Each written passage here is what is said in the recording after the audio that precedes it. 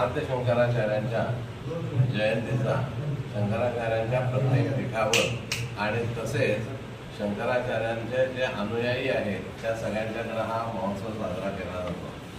गाजगणूंच्या परंपरेनुसार आपण हा कोल्हापूरचा शंकराचार्यांचा उत्सव आधी शंकराचार्यांच्या जयंतीचा उत्सव साजरा करत असतो.